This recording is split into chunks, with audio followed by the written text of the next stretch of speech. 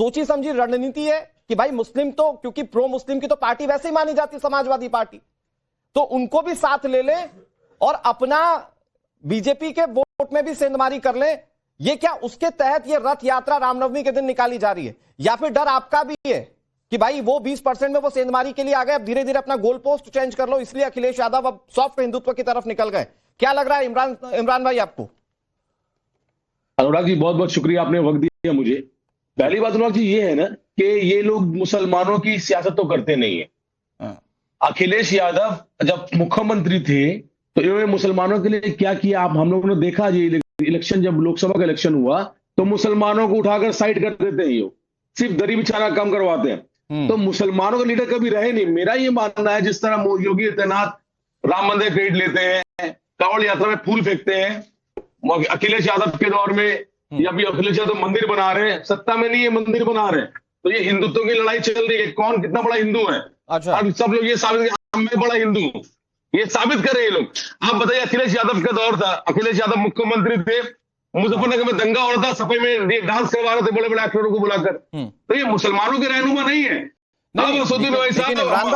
इमरान भाई ये अगर मुसलमानों के रहनुमा नहीं है तो 3 तलाक पर तो मुसलमानों के हित में बोले, एनआरसी पर बोले, सरकार के खिलाफ बोले, हिजाब के मामले पर बोले और मुसलमानों के लिए बोले, और उन सारे मामलों को क्लब करके लोग ये कहते हैं कि समाजवादी पार्टी अगर किसी की हितैषी हो तो सिर्फ वो मुसलमानों की है। वो हिंदुओं के मुद्दे पर बोलते हैं, सनातन को कोड बोल दिया जाता है, समाजवादी पार्टी चुप हो जाती है। सिंह जी नहीं, ये लोग क्या करते हैं ना, मुसलमानों का वोट लेने के लिए मीडिया में अगर कुछ बयान देते हैं। ओके, आप बताइए मुसलमानों का रिप्रेजेंटेशन कहां पे है? आज अखिलेश यादव जेल के बाहर है, अखिलेश यादव जेल के बाहर है और आजम खान जेल के अंदर क्यों थे? देश को डुबाने में भाजपा के साथ साथ तुम्हारी भी अहम भूमिका है। आई कंडेम सर, गलत बोल रहे हैं आप। कहां बताए, कहां बात हो जाता है, हमने बताइए। आप यहाँ पे धर्म की लड़ाई मत करिए।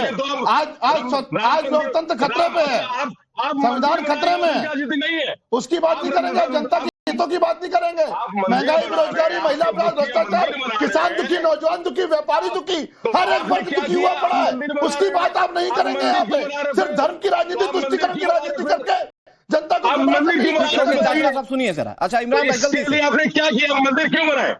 आप बोल रहे हैं आप राजनीति धर्म की मत करिए, हम कहां राजनीति कर रहे हैं? आप धर्म की राजनीति कर रहे हैं। आपके मुखिया अखिलेश मुख्यमंत्री नहीं, कुछ भी पोस्ट कहीं भी नहीं है, लेकिन वो मंदिर बना रहे हैं। बात बताइए, बेरोजगारी दूर करिए। नहीं सोलंकी साहब एक बात बताइए, तो ये अगर मंदिर बनवा रहे हैं इटावा में या अपने कॉन्स्टिट्यूएंसी में कहीं पर भी, ये क्या बीजेपी वाली राजनीति कर रहे हैं क्या, मंदिर वाली? देखिए मैं वही बोल रहा हूँ सुनील सिंह जी, ये लोग बड़ा हिंदुत्व है, कौन बड़ा हिंदुत्व ये साबित करके कौन बड़ा हिंदू है। ठीक है, बंगाल में ममता बनर्जी यही कर रही है, उत्तर प्रदेश में अखिलेश यादव भी यही कर रहे हैं। ठीक है, आचार्य जी ये क्या आज ये साबित करने की होड़ है क्या कि कौन बड़ा हिंदू है? मुझे लगता है श्री रामचरितमानस के अंतर्गत एक चौपाई आती है और ये याद रखना चाहिए, का बरसा जब कृषि सुखाने और समय चूकी पुनिका पछताने। ये अखिलेश यादव जी को बहुत ध्यान रखना होगा कि शायद अब हिंदू सनातनी जो है वो जागृत है, उसको पता है कि मेरे लिए सही कौन है, मेरे लिए गलत कौन है। सुन लीजिए, अब मैं दूसरा एक बात और क्लियर करना चाहता हूं। ये शास्त्र ने कहा है कि पुत्र पिता की आत्मा होता है। आप सभी लोगों ने एक शब्द सुना होगा, गांव के अंदर उत्तर प्रदेश में विशेष हमारे यहाँ कही जाती है कि बाढ़ई पुत्र पिता के धर्मा और खेती उपजय अपने कर्मा। पिता का जो कर्म है वो पुत्र के काम आता है। पहले पिता के किए गए पाप कर्मों का निस्तारण पुत्र को करना चाहिए।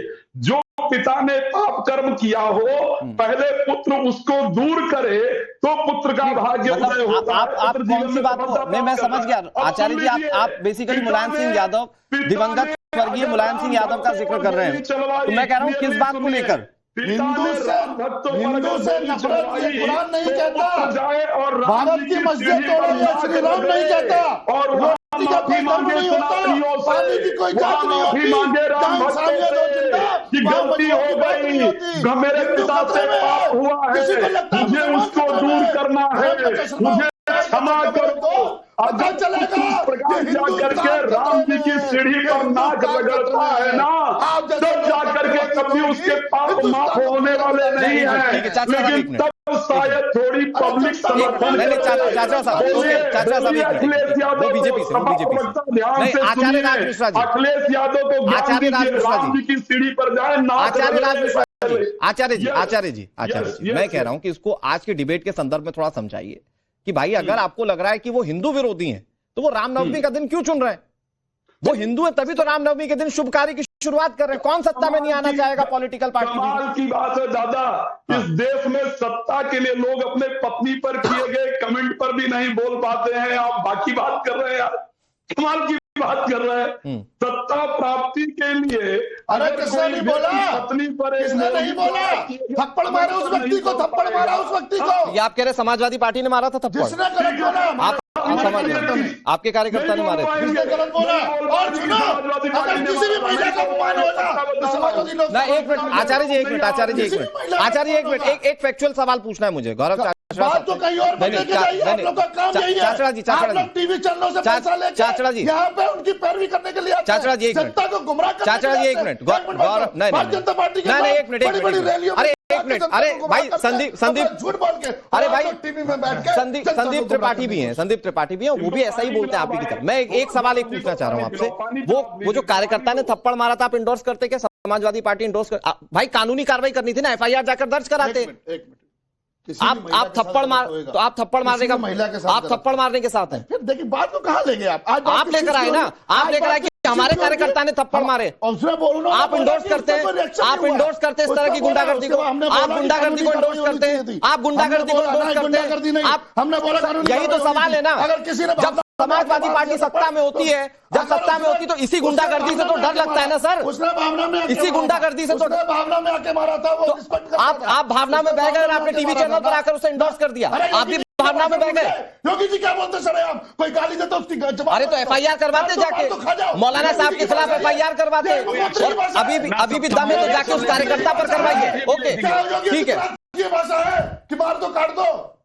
आपके पास जवाब नहीं है, आपके पास जवाब नहीं। आचार्य 10 सेकंड, उसके बाद संदीप जी आपके पास आ रहा हूं। आचार्य जी, तो मैं क्लियर ये बात कहना चाहता हूं कि सबसे पहले इस चीज को आपको ध्यान रखना होगा। अब जो भारत की सनातन की जनता है ना, वो इतनी मूर्ख नहीं है।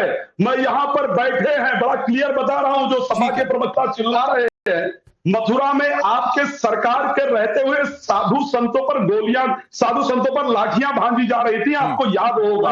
मूर्तियां तोड़ी जा रही थी, आपको याद होगा, आपको याद होना चाहिए। वो शंकराचार्य प्रूफ चाहिए आपको, ये बोला आपने, शर्म करिए। शंकराचार्य को लाठी मारा था भाई, याद करो गौरव साहब। ठीक है, ओके आचार्य जी, ओके आचार्य जी और Gaurav Chachra ji, okay please wait, okay please wait, please चलाया, उनको दिखाया शंकराचार्य ओके प्लीज। कैसे भारतीय जनता पार्टी ने अपमान किया। वो बीजेपी जवाब देगी, उसमें आचार्य जी क्या जवाब देंगे? वो तो बीजेपी जवाब देगी। आ रहा हूं आचार्य राज मिश्रा जी, आ रहा हूं आपके पास। गौरव भाई आ रहा हूं। संदीप जी को जरा स्क्रीन पर लाइए। भाई संदीप जी, ठीक है, मतलब ये रामनवमी के दिन शुरू कर रहे हैं, रथ पर क्या लिखा है क्या नहीं लिखा है, सारी बात अपनी जगह। ये एक लाइन आप वाली पकड़ रहे हैं, संविधान बचाने वाली, वो राहुल गांधी ने पकड़ी थी, कोई खास फायदा नहीं हुआ। ये लोग